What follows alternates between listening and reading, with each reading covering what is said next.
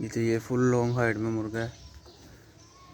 मुर्गा है मैला कुरीज होने वाली है इसकी ना। चले मैं दिखाता हूँ मुर्गी जो कुड़क पे आई हुई है जिसके एग सेल करने। ये क्रॉस है हीरा के साथ।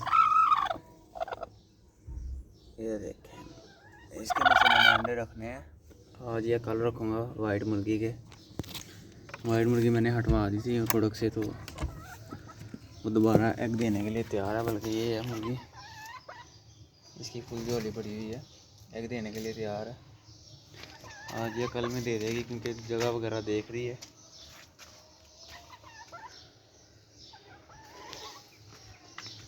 मेरा काफ़ी ज़्यादा ना बहुत ज़्यादा मेरे ना ब्रीडर मर गए हैं।